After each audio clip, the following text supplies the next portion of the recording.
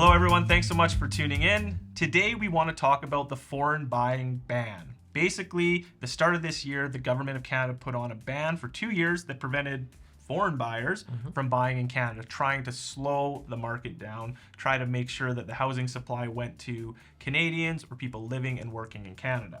Yeah, ultimately slowing down that foreign money to just park the money in real estate that wasn't being really utilized or Correct. lived in. Yeah. That was the intent anyway.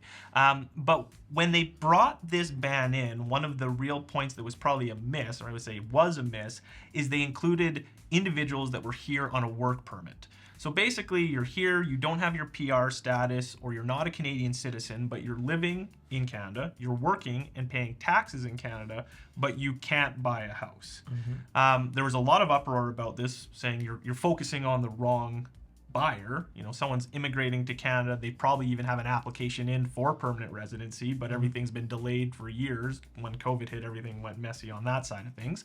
And now they can't buy a home. And you know, one of the big driving factors for immigration is the dream of home ownership. And you just basically pulled that rug from under those potential buyers.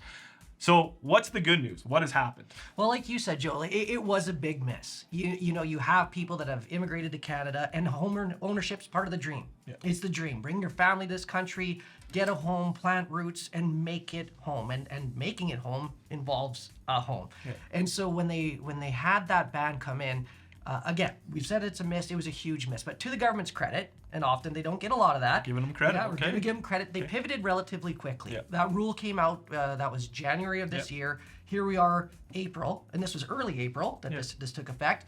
They've now removed that that ban on the temporary work visa people. So as long as you have 183 days remaining in your work permit, you can now move forward and purchase a home.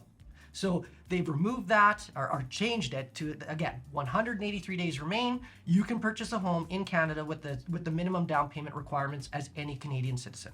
Yeah, so that's a good news story. So we've, you know, if you were thinking of buying, didn't, or you're a realtor that had clients that suddenly realized they no longer can buy, it's time to recheck things because they could now suddenly qualify again. So that's a good news story.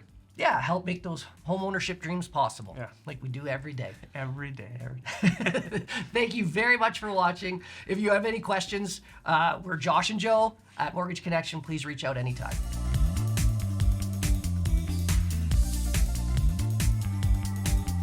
Every day. Every day. Every day. That's good.